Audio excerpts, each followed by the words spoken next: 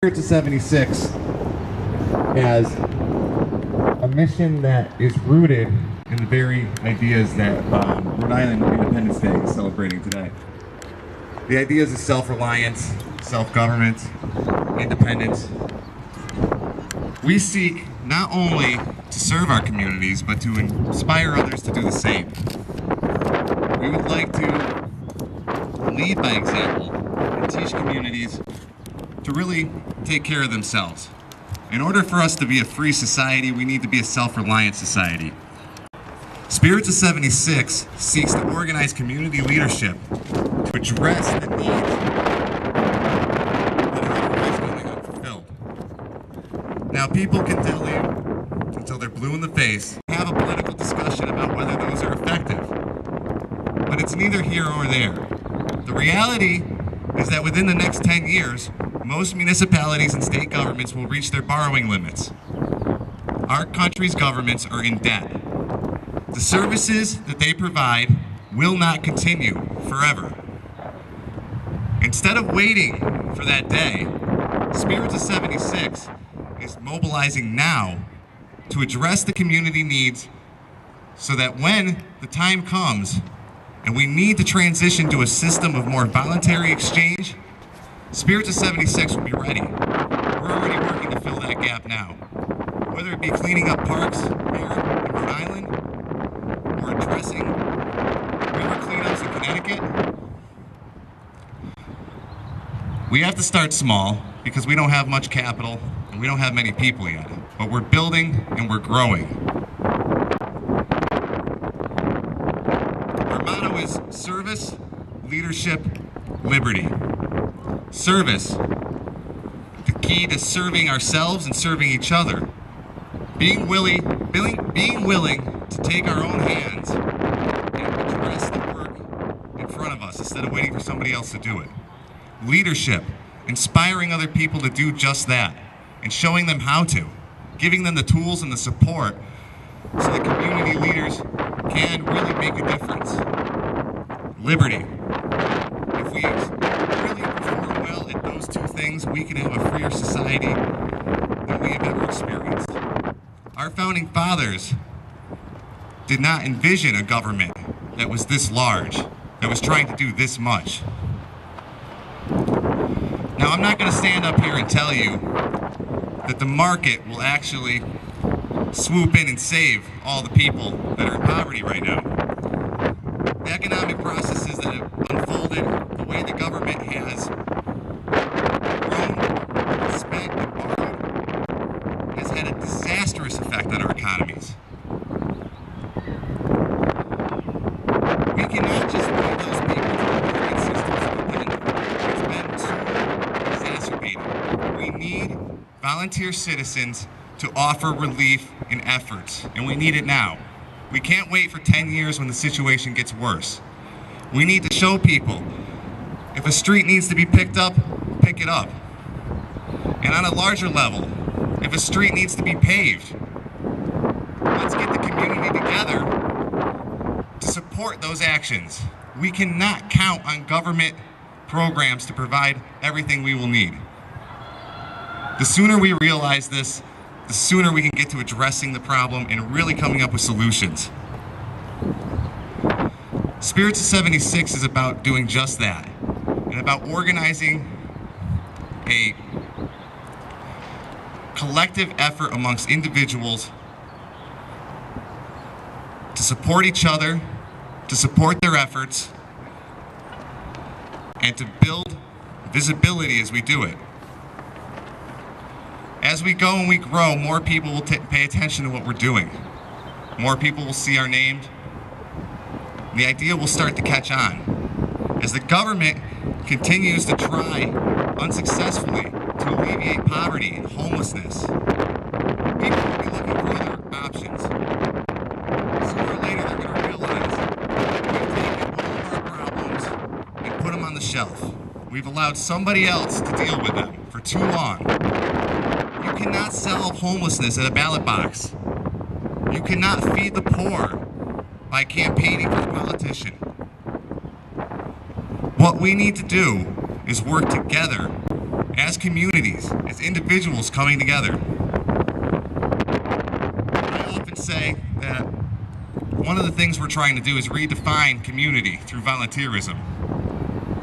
When people hear the word community now, they often think of some sort of collective will that exists to suppress the individual.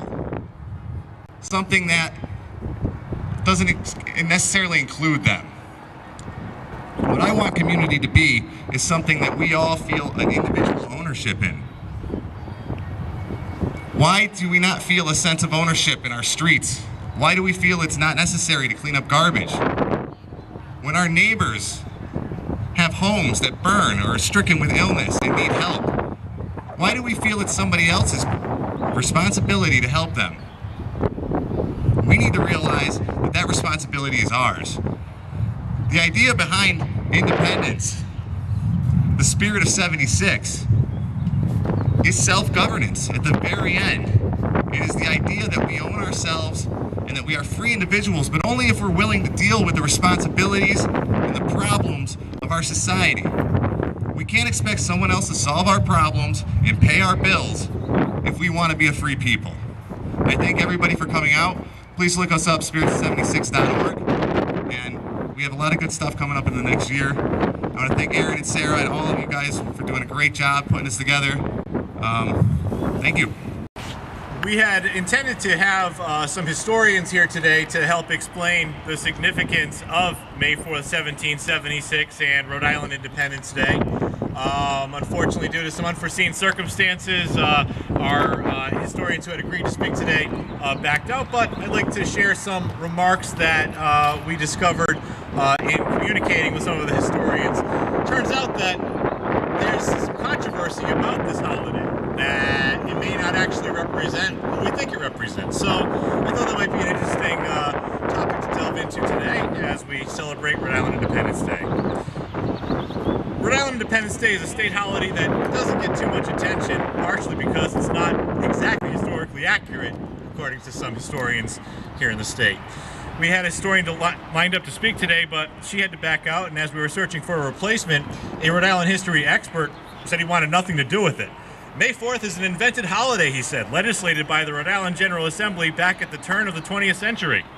Indeed, the General Assembly voted in 1908 to make May 4th Rhode Island Independence Day, and according to Rhode Island general law, the 4th day of May in each and every year is established in this state as a day for celebration of Rhode Island independence, being a just tribute to the memory of the members of our General Assembly who, on the 4th day of May, 1776, in the State House at Providence, passed an act renouncing allegiance of the colony to the British Crown, and by the provisions of that act declared Rhode Island sovereign and independent, the first official act of its kind by any of the 13 American colonies.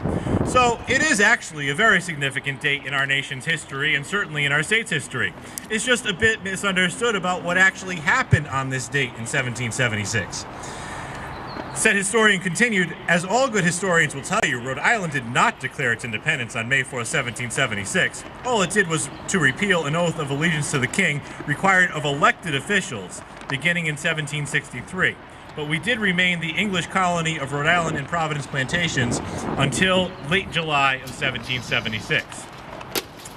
In fact, if you look at the Act of Renunciation, which John read earlier, according to his text of it, it refers to a colony. However, it was later changed in our state archives and in the Rhode Island Historical Society's archives to read state. So they crossed out colony and made it state. Said Dr. Morgan Griefey, the director of the Goff Center for Education and Public Programs at the Rhode Island Historical Society, she also questioned the legitimacy of the holiday. One of the curious things about all of this is that most historians agree that Rhode Island didn't actually renounce allegiance that day, that this has been blown far out of proportion and misunderstood by past legislators and individuals. We, of course, have the renunciation in our collection, and in the document they always refer to us as a colony. Later, after the Declaration of Independence was signed, they went back and hand-wrote the word state above colony. And if you look at the Act of Renunciation, which apparently the Secretary of State's office has put online so that all can see it, you will find, as I said, that colony in several places in the act was actually crossed out and replaced with state. So perhaps a bit of revisionist history to justify the holiday that we celebrate today. As Graffy pointed out, this doesn't, of course, diminish the idea of Rhode Island being on the vanguard. It just complicates it a bit, and I think it actually makes it a little more interesting. So, Rhode Island has a reputation for kind of going its own way and doing its own thing. And again, in our state holiday of Rhode Island Independence Day, we find that, we did our own thing a little bit. So perhaps we are here celebrating the wrong day if we're to celebrate Rhode Island's actual day of independence. But let us take the opportunity to appreciate our state and the fact that Rhode Island has always had a bit of an independent streak and a bit of uniqueness. In fact, this state holiday almost went unnoticed completely this year by many state officials, were it not for the efforts of our Spirits of 76 chapter in reminding our state officials of the holiday and our celebration here at the State House today.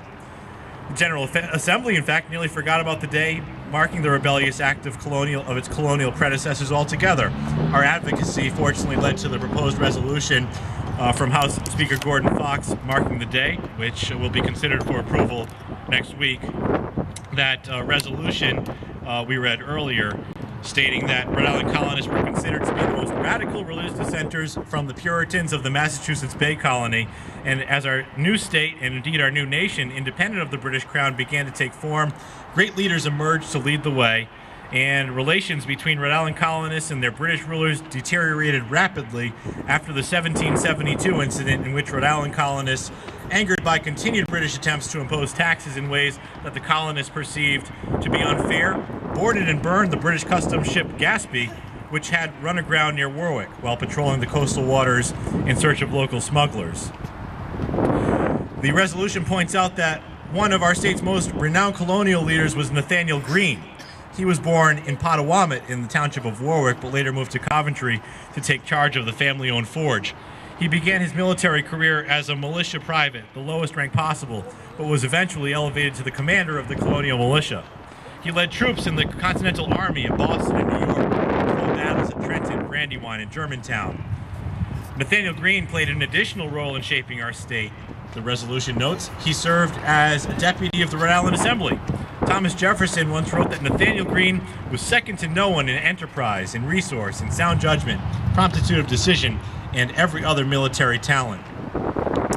And our state's founders formed, protected, and represented the first colony to renounce allegiance to King George III. So that really is the significance of today, May 4th. It's a tribute, as the resolution states, to the memory of the members of our General Assembly who, on the 4th day of May 1776, in the State House at Providence, that being the old State House, not the building we stand at today, the old State House on Benefit Street, passed an act renouncing the allegiance of the colony to the British Crown, and by the provisions of that act, declared Rhode Island sovereign and independent, the first official act of its kind by any of the 13 American colonies. So that's the true significance of this day. Although Rhode Island may not have actually declared its independence on May 4, 1776, it was truly a revolutionary act of its time for the elected leaders of our state, or for the leaders of our state, to renounce their allegiance to the king. And really it set it forth into motion the idea that spread to the other colonies and led to our independence and the signing of the Declaration of Independence. So this year, for better or worse, Rhode Island Independence Day has been a bit overshadowed by a milestone of another significant event, the 350th anniversary of our colonial charter, which set the course for which we must ultimately continue to strive. And we find the words contained in that colonial charter right here on the wall. And that is to hold forth a lively experiment that a most flourishing civil state may stand and be maintained best with full liberty concernments. And as such, I now invite all assembled here to consider and share your thoughts about our rights and responsibilities as free Rhode Islanders to continue pushing forward with that lively experiment in the 21st century, guided by our liberties. Okay, my name's John Douglas. I'm here with the Spirits of 76, and I'm going to read an act repealing an act entitled "An Act for the More Effectually Securing to His Majesty the Allegiance of His Subjects in this His Colony and Dominion of Rhode Island and Providence Plantations, and altering the forms of commissions and all writs and processes in the courts and the most prescribed by law. Whereas in all states existing by compact, protection and allegiance are reciprocal, the latter being only due in consequence of the former.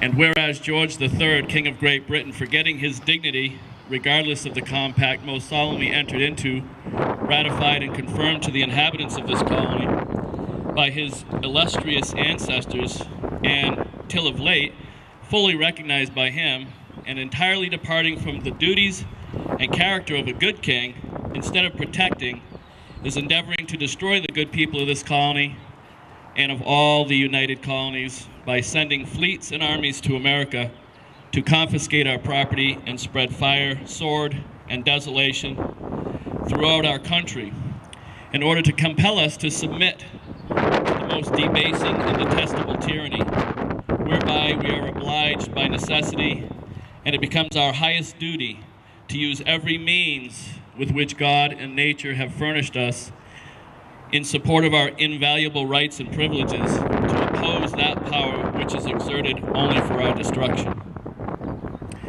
Be it therefore enacted by this General Assembly, by the authority thereof it is enacted, that an act entitled, an act for the more effectual securing to his majesty the allegiance of his subjects in this his colony and dominion of Rhode Island and Providence plantations, be, and the same is hereby, repealed. And be it further enacted by this General Assembly and by the authority thereof it is enacted, that in all commissions for offices, civil and military, and in all writs and processes in law, whether original, judicial, or executory, civil or criminal, wherever the name and authority of the said king is made use of, the same shall be omitted, and in the room thereof the name and authority of the governor and company of this colony shall be substituted in the following words, to wit, the governor and company of the English colony of Rhode Island and Providence plantations. That all such commissions, writs, and processes shall be otherwise of the same form and tenure as they heretofore were, that the courts of law be no longer entitled nor considered as the king's courts, and that no instrument in writing of any nature or kind, whether public or private, shall in the date thereof mention the year of the said king's reign, provided, nevertheless, that nothing in this act contained shall render void or vitiate any commission, writ, process, or instrument heretofore made or executed on account of the name and authority of the said king being therein inserted.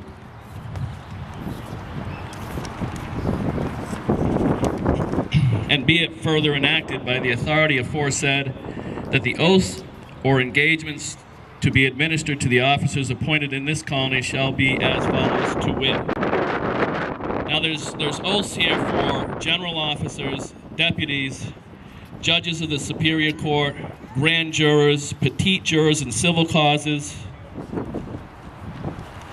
petite jurors in criminal causes, town officers, military commissioned officers, and the clerk of a company of militia. I'm just going to read the one for the general officers. There are, all the oaths are fairly similar, just a little bit different wording for some of them. But for the general officers who actually are members mostly of the General Assembly here in the State House, it says you, and then you would insert your name, being by the free vote of the free men of this colony of Rhode Island and Providence plantations, elected unto the place of, and then that would state the name of your office, do solemnly engage to be true and faithful unto this said colony, and in your said office equal justice to do unto all persons, poor and rich, within this jurisdiction, to the utmost of your skill and ability, without partiality, according to the laws established, or that may be established by the General Assembly of this colony, as well as in matters military as civil, and this engagement you make and give upon the peril of the penalty of perjury.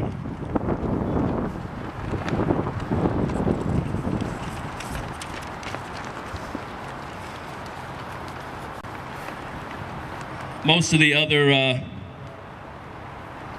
oaths end with the peril of the penalty of perjury, except for the military commissioned officer and the clerk of a company of militia. And at the end of those, it reads, "So help you God." So I'm going to read the military commissioned officer's oath.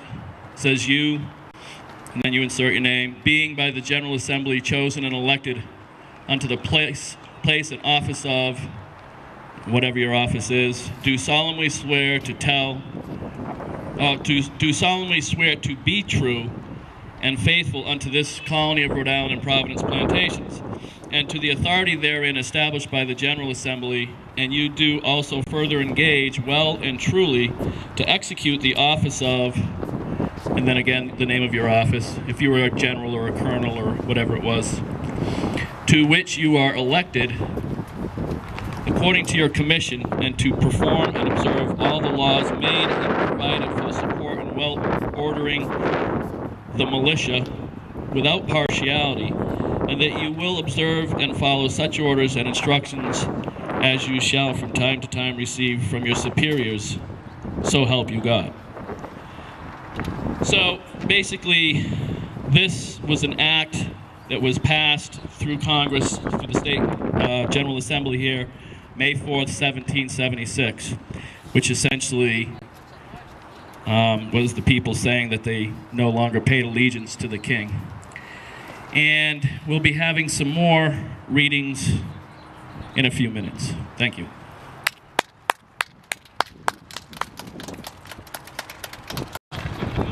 To those people joining us now, we're here today with the Spirits of 76 Rhode Island chapter, recognizing and celebrating the significance of Rhode Island Independence Day, which marks the day on May 4th, 1776, when Rhode Island's leaders refused to, or renounced their allegiance to King George III of England. That set into motion factors that led to the signing of the Declaration of Independence and making the United States independent and sovereign nation.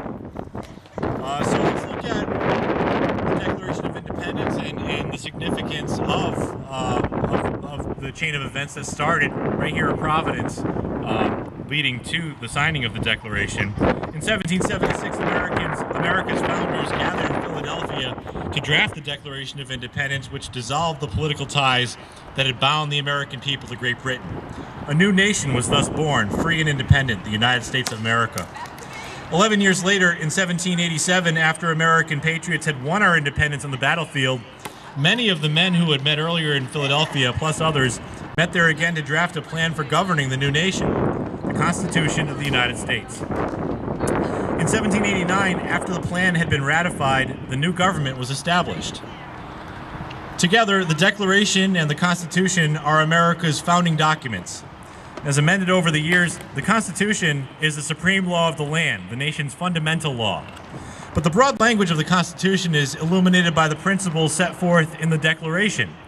To better understand and appreciate the form of government we have, therefore, it is important to look first to the Declaration, where the founders outlined their moral vision and the government that it implied. Addressing a candid world, the founders' immediate aim in the Declaration was to justify their decision to declare independence. Toward that end, they set forth a theory of legitimate government, then demonstrated how far British rule had strayed from that ideal.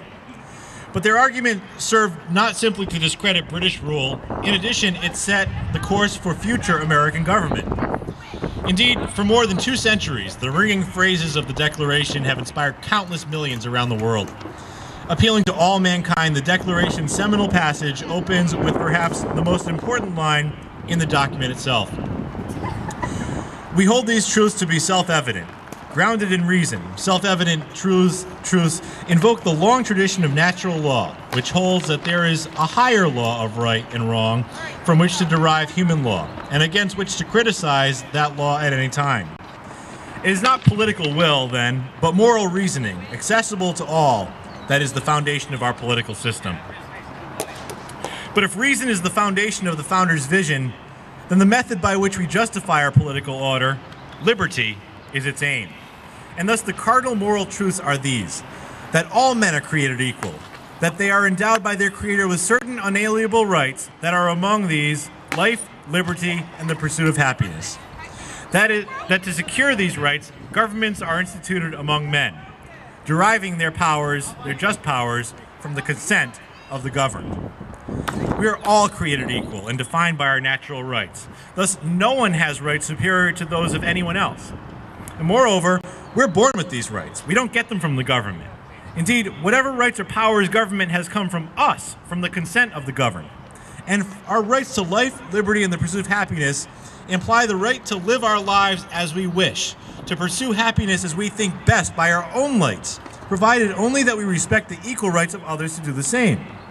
And drawing by implication upon the common law tradition of liberty, property, and contract, its principles rooted in right reason, the founders thus outlined the moral foundations of a free society.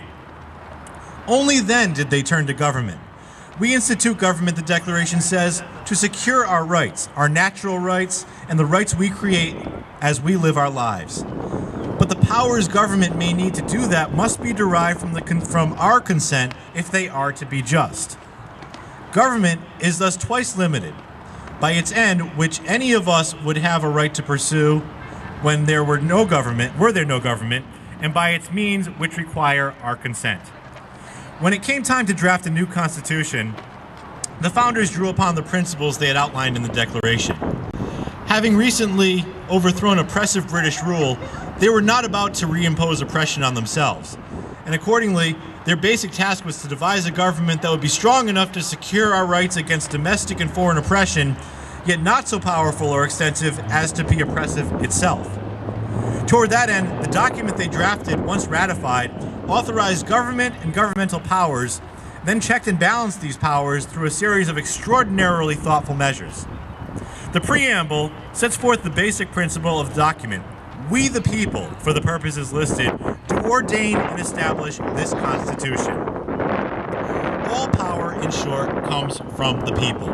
But as a reflection of the principles of the Declaration, the power the people give to government to exercise on their behalf is strictly limited. Indeed, the very first sentence of Article 1 following the preamble implies as much. All legislative powers herein granted shall be vested in a Congress. That the people herein granted only limited legislative powers is made clear by the enumeration of these powers in Article 1, Section 8. And the point is reiterated as if for emphasis in the 10th Amendment, the final member of the Bill of Rights that was drafted in 1789, then added after ratification in 1791, the powers not delegated to the United States by the Constitution nor prohibited by the states are reserved to the states respectively or to the people. Plainly, only certain powers were delegated or granted by the people. Those powers were then enumerated in the Constitution. The rest were reserved to the states or to the people, never having been granted to either level of government. To illustrate how enumeration limits power, consider the General Welfare Clause of Article 1, Section 8. Were the passage containing that clause to be read simply as authorizing Congress to tax and spend for the general welfare, as some read it today, Congress would have been granted all but unlimited power, and the enumeration of other powers would have no purpose. Thus, the passage must be read as permitting spending only for enumerated ends, and the clause restricts such spending to the general welfare only, not to the welfare of particular parties. Similarly, the power given Congress to regulate commerce among the states could not have been a power to regulate anything that affects commerce, which in principle is everything, for that too would have made pointless any limits imposed by enumeration. Rather, the Commerce Clause was meant primarily to restrain state power, to ensure the free flow of goods and services among the states. Congress was given the power to regulate such commerce to make it regular. Those limitations are reinforced by the Necessary and Proper Clause, which limits the means available to Congress to those that are necessary for executing enumerated powers. Without such powers, the enumerated powers could not be executed and proper for a government dedicated to liberty. And their many writings make clear the founders intended the doctrine of enumerated powers to be our principal defense against an overweening government. If there were no power to do something, the government could hardly abuse that power. But they provided other defenses as well. Thus, in addition to dividing power between the national and the state governments, leaving most power to the states or with the people, they separated those powers among the branches of the national government: legislative, executive, and judicial. Then they devised a series of checks and balances to further restrain those powers.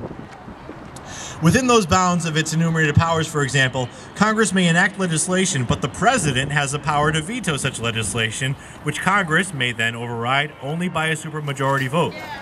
Likewise, in deciding cases or controversies before them, the courts may exercise the judicial power by reviewing the actions of the other two branches to ensure that they do not exceed the limits imposed by the Constitution, a power that was extended to the states as well after ratification of the Civil War amendments.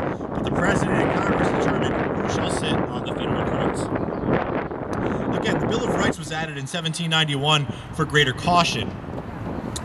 But because no such bill could list all of our rights, the Ninth Amendment states, "The enumeration in the Constitution of certain rights shall not be construed to deny or disparage others retained by the people."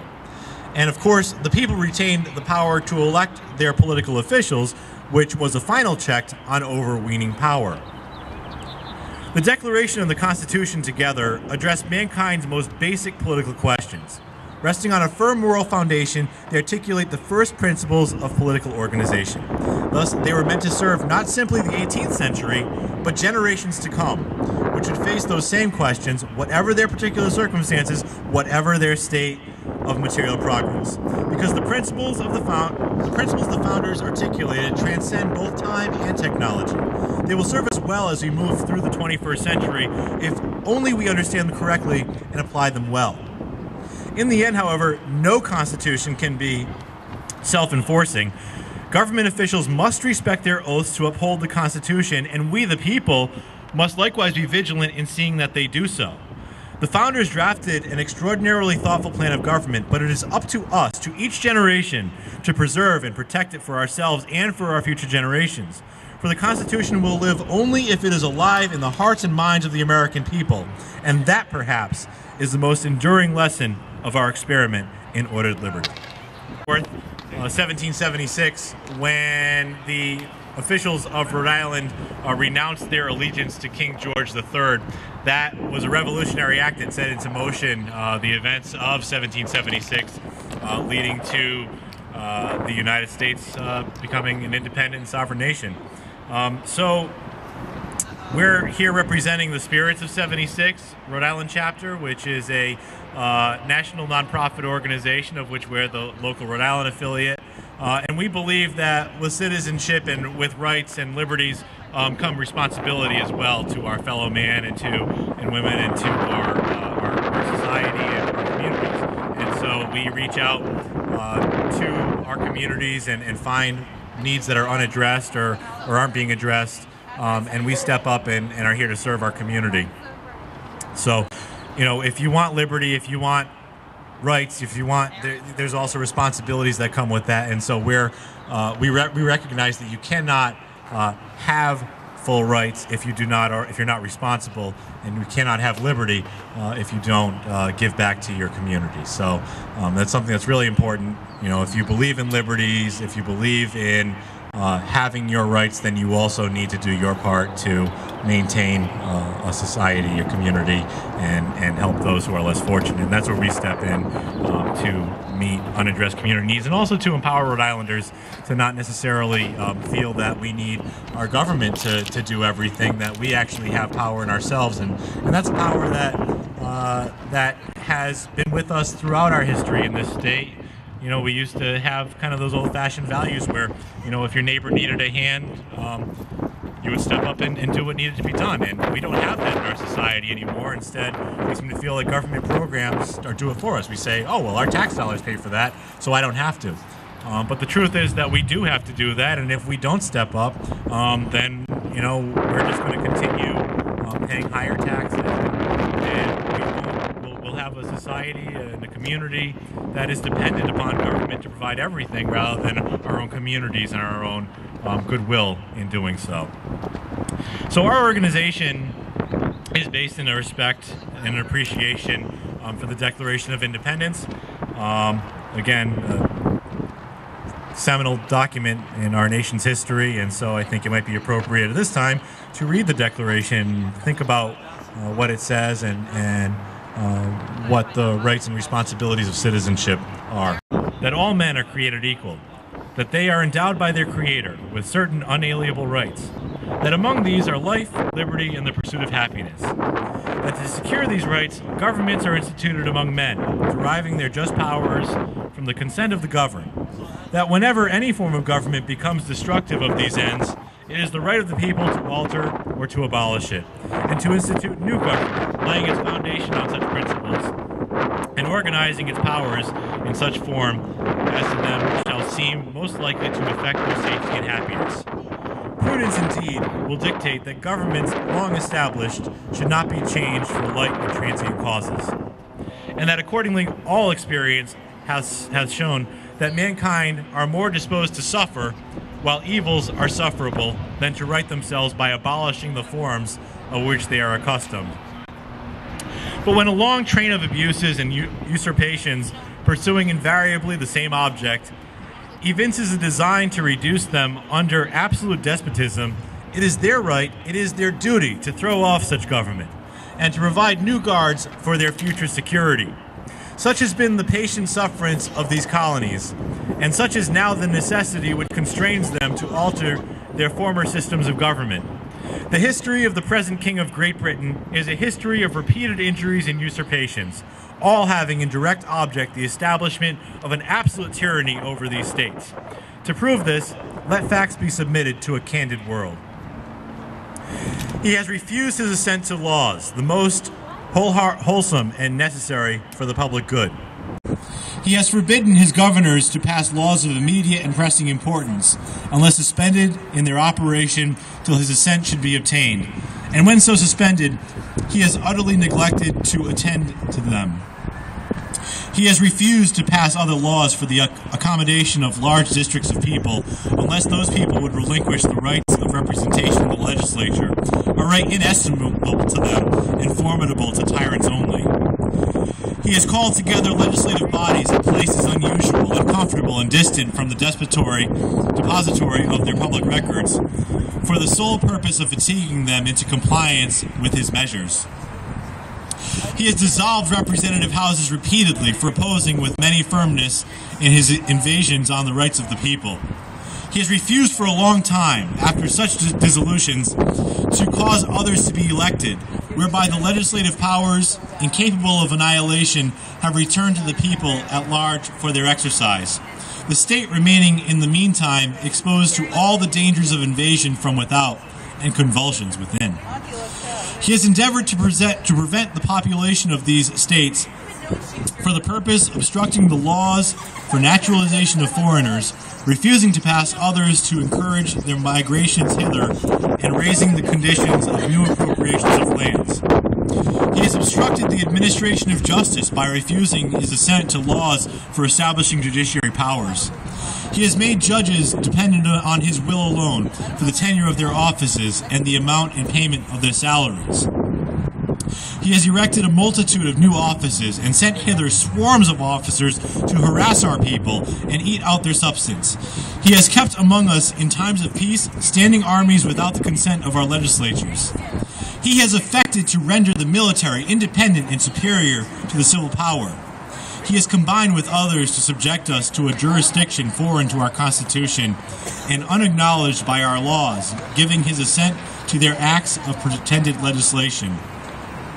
For quartering large bodies of armed troops among us, for protecting them by a mock trial, by punishment for any murders which they should commit on the inhabitants of these states, for cutting off our trade with all parts of the world, for imposing taxes on us without our consent, for depriving us in many cases of the benefits of trial by jury, for transporting us beyond seas to be tried for pretended offenses, for abolishing the free system of English laws in neighboring province, establishing therein an arbitrary government, and enlarging its boundaries so as to render it at once an example and fit instrument for introducing the same absolute rule into these colonies. for taking away our charters, abolishing our most valuable laws, and altering fundamentally the forms of our governments, for suspending our own legislatures and declaring themselves invested with power to legislate for us in all cases whatsoever. He has abdicated government here by declaring us out of his protection and waging war against us. He has plundered our seas, ravaged our coasts, burnt our towns, and destroyed the lives of our people.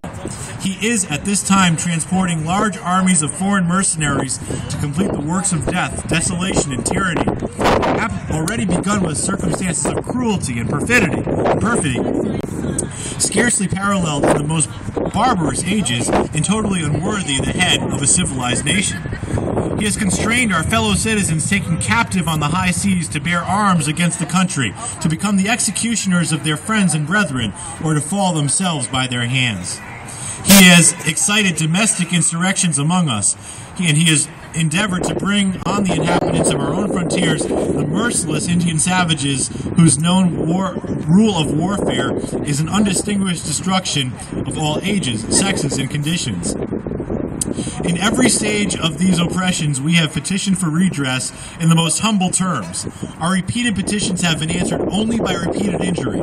A prince, whose character is thus marked by every act which may define a tyrant, is unfit to be a ruler of a free people. Nor have we been wanting in attentions to our British brethren.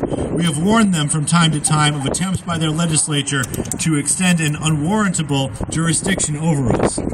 We have reminded them of the circumstances of our emigration and settlement here. We have appealed to their native justice and magnanimity, and we have conjured them by the ties of our common kindred to disavow these usurpations, which would inevitably interrupt our connections and correspondence. They too have been deaf to the voice of justice and consanguinity. We must therefore acquiesce in this necessity which announces our separation, and hold them, as we hold the rest of mankind, enemies in war, in peace friends. We therefore, the representatives of the United States of America, in General Congress assembled, appealing to the Supreme Judge of the world for the rectitude of our intentions, do in the name and by authority of the good people of these colonies solemnly publish and declare that these united colonies in our right ought to be free and independent states, that they are absolved from all allegiance to the British Crown, and that all political connection between them and the state of Great Britain is and ought to be totally dissolved, and that as free and independent states they have full power to levy war, conclude peace, contract alliances, establish commerce, and to do all other acts and things which independent states may of right do. And for the support of this declaration, with a firm reliance on the protection of divine providence, we mutually pledge to each other our lives, our fortunes, and our sacred honor. Here is our president.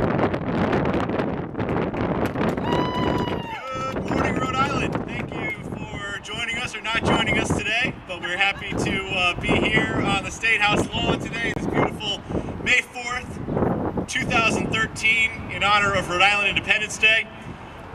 In honor of the day, we had several of our state officials offer proclamations and citations to the spirit of 76 in honor of our efforts to recognize Rhode Island Independence Day. A proclamation from Governor Lincoln Chafee.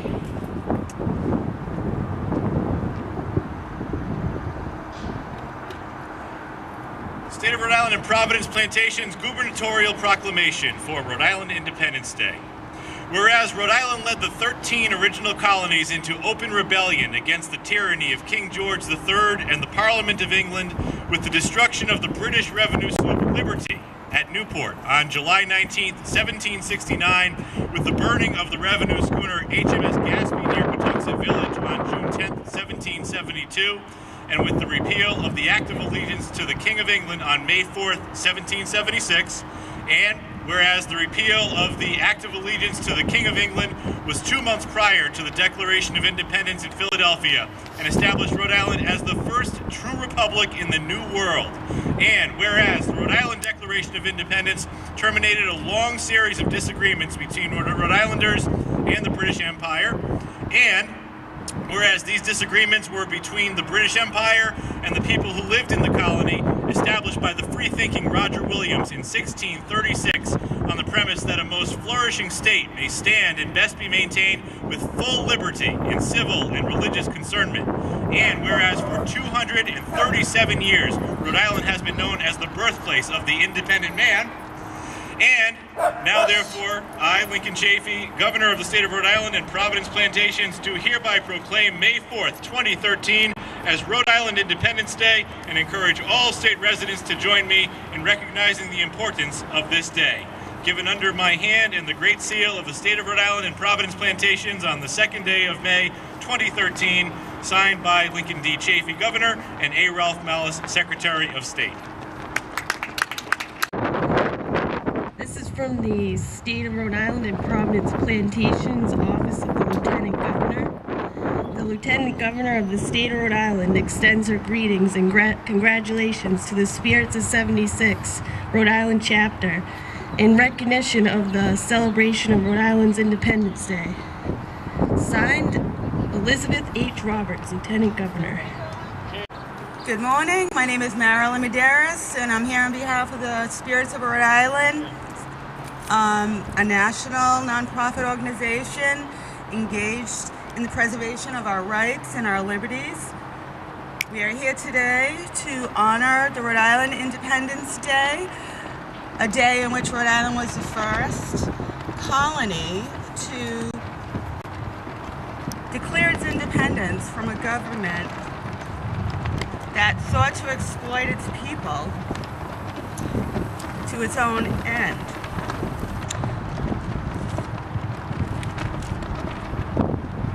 Our mission is to support and maintain the spirit of liberty to support our community. We have a sense of duty to each other and our children to provide them with fortitude and preparedness. We'd like to assist one another in our community in times of trouble and stress. We can prevent the chains of a government which extorts all it can from its citizens, most importantly, our sustenance and our income. We seek to exchange this with a government that serves its people. A free life, governed by rational thought. Roger Williams founded Rhode Island to be a place of freedom from a government that extorted its people and sought to diminish our power. In Providence, we have a history rich in what God has provided and our forefathers have provided. It is in the same spirit that I invite you all to extend a hand out to your neighbors and join with us spirits. Together we can create Providence and model the great vision Roger Williams had for all of us Rhode Island citizens. Thank you. On Marilyn's remarks, I thought it would be appropriate to read a citation that explains a little bit about what Spirits of 76 is about, and a little bit about what today's holiday represents. This is a citation from Secretary of State A. Ralph Mallis of the State of Rhode Island and Providence Plantations in recognition of Rhode Island Independence Day. Commemorating the day, May 4th, 1776, in which Rhode Island became the only one of the 13 colonies which repealed the Act of Allegiance to the King of England.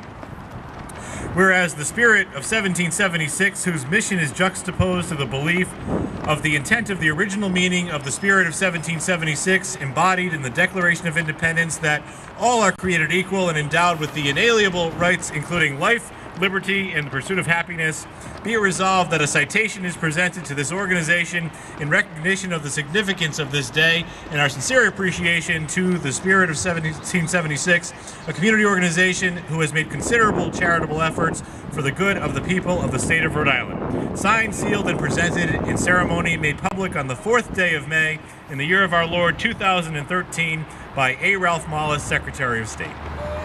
I'd like to introduce Jace, the writer of the new Declaration of Independence, circa 2013.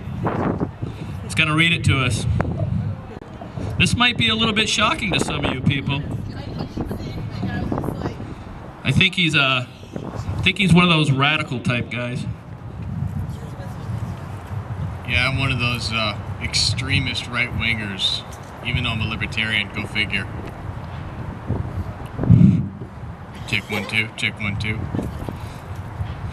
Alright, this is the Declaration of Independence of Rhode Island 2013. We, the people of Rhode Island and Providence plantations, in order to preserve individual liberty, promote tranquility, restore the Republic, exercise our constitutional authority, and to bring forth a grave status to protect the Constitution of Rhode Island and the United States of America.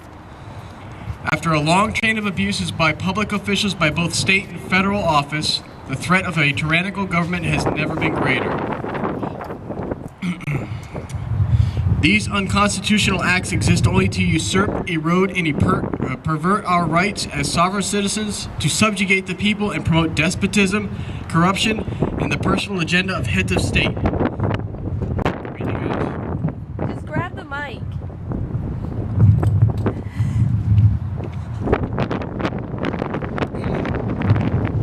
The following acts of war have been made against the citizens of the United States and the state of Rhode Island.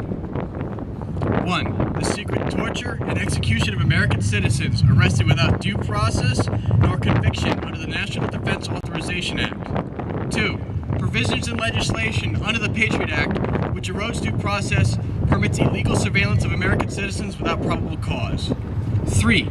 Army Manual FM 3-39-40 and House Resolution 645 are created for the sole purpose of internment of American citizens under the guise of national emergency.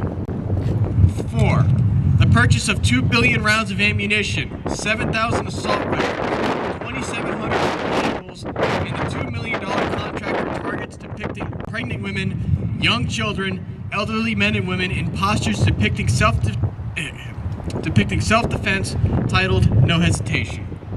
5. The use of executive fiat to bypass Congress to create and enforce draconian legislation, forcing excessive taxation to exert government control over agriculture, private industry, and healthcare, which will only promote poverty and government dependency. 6. Provisions to censor dissent and whistleblowers under the Cybersecurity Act, Stop Online Piracy Act, and the Internet Kill Switch. 7. The threat of domestic drone strikes against the American people. 8. Proposed and passed draconian gun legislation by both state and federal with provisions for registration, bans, and confiscation. 9. The use of state-funded media to manufacture public opinion in order to capitalize on crisis to further their agenda, and the demonization of gun owners, constitutionalists, conservatives, libertarians, and/or any citizen which values the founding principles of this nation, declaring them domestic terrorists. I like that so far. Woo! 10. The funding and arming of foreign mercenaries by the CIA to perpetuate war, including Al-Qaeda, the Taliban, and rebels in Syria and Libya. 11. The deployment of checkpoints nationwide in order to acclimate citizens into forfeiting their Fourth Amendment rights. 12. The smuggling of over 20,000 small arms to Mexican drug cartels under Attorney General's Eric Holder's Operation Fast and Furious. Our many redresses and petitions have only been met with apathy, ignorance, and further abuses and threats on the most fundamental of civil liberties. The federal government is raising armies, using police to enforce corporate interests and not the rule of law in respect to our Constitution. We can no longer stand idle and ignore these threats to our freedom and prosperity as a state or a nation. We seek not revolution, we seek restoration. It is the despots, the tyrants, the elected aristocrats, the corrupt elite that govern us like a serfdom. It is they are the revolutionaries. Politicians and law enforcement are not entitled to greater constitutional rights than the average citizen. With great humility and sincerity, we exercise our rights defined by the Bill of Rights under the 1st, 2nd, 4th, and 10th Amendments, and we shall exercise Section 12. Registration is in violation of Section 14 and 22 of the Rhode Island Constitution. The representatives of the state of Rhode Island must immediately nullify and create provisions to neutralize all threats previously mentioned to protect the people and assert sovereignty for liberty's sake. If the federal government of the United States continues these acts of oppression and challenge, Rhode Island shall dissolve all ties with the federal government and peacefully secede from the Union. Rhode Island shall become a a shall issue carry permit state. Section 22 clearly states that we retain the right to bear arms as well. No longer shall that right be at the discretion of need. Such language and arbitrary requirements turns a right into a privilege. It is the Bill of Rights, not the Bill of Needs.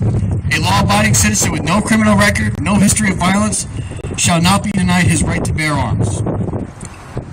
In order to promote, in order to provide civil security against foreign invasion, defend oneself against criminal elements, protect the rule of law, and secure a bulwark against tyranny, the people around and Providence plantations will interpret any act made by public office, either state or federal, to control the ownership, sale, manufacture, register, ownership, purchases, or attempts to purchase of firearms or ammunition. Any act employing government agents for the purpose of asserting control over the people and their rights defined in the Constitution. Any act to enter or comply with international treaty that would do any of the points mentioned previously, as interpreted by the people, will be considered your willful act of insurrection and treason against the Constitution and a violation of your oath of office.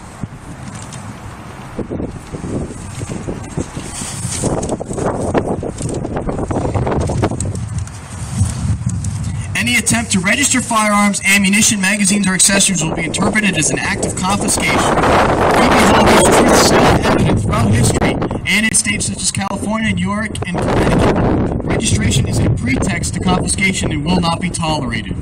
Nor shall any universal background check system, nor mental health screening to be used in order to create any database of gun ownership, nor ammunition, nor magazines, or parts pertaining to small arms. We, the people, preserve our constitutional duty and retain the spirit of resistance against all enemies, foreign and domestic. Any attempt to create provisions, laws, or the use of medical information to disenfranchise any of the rights, including Section 22, Section of the Second Amendment, of a citizen to keep and bear arms, who has no history of violence, no criminal record, and is not a clear and immediate danger to themselves or others. The targeting of veterans and illegitimate confiscation of their arms, as seen in California, New York, and Connecticut, will not be tolerated. Any public servant interpreted in any of the points previously mentioned found guilty of treason and insurrection of the Rhode Island Constitution will be forced to resign. Any member of law enforcement, federal agent, or military personnel within the state of Rhode Island that enforces draconian gun legislation, such as Senate Bill 2573 and already House Bill H 5573, in violation of Section 22, using the threat of arrest, confiscation, or prosecution of citizens under such legislation shall be deemed a violation of his or her constitutional oath and forced to resign. Any threat of violence or use of force against the citizens of Rhode Island in an attempt to enforce such laws in violation of Section 22 shall be met with equal force, and any of the offending individuals who take up arms against the people will be considered enemy combatants. The militia and the common man capable of bearing arms may be employed in order to protect the sovereign citizens of the state of Rhode Island if law enforcement and National Guard fail to uphold their constitutional oaths. The people of Rhode Island shall support any other states in the Union that assert sovereignty and enact similar measures to support and defend the Constitution and the Bill of Rights against all enemies, foreign and domestic. It has become clear our representatives now behave as if they rule over us. Many public servants and law enforcement behave as if they rule over us. They must be reminded that we are their employers. We are not your slaves, your peasants, nor your chattel. We are free men. We do not ask permission. Rights are not granted by government, nor are constitutional rights designed to create a framework to limit the rights of the people, but to limit the power of government. If our elected officials and law enforcement fail to recognize our fundamental rights, then that government has lost all legitimacy. And it is our constitutional right to alter or abolish such government, and all power granted by the consent of the people to these individuals shall be revoked. In honor of our ancestors that stood against tyranny, we too shall make our stand. Remember the Gaspee, Lexington and Concord, and the Alamo.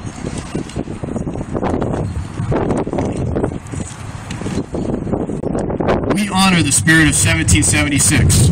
We retain our constitutional oaths, and we will retain these rights for all present and future generations, and will resist at all costs to secure them.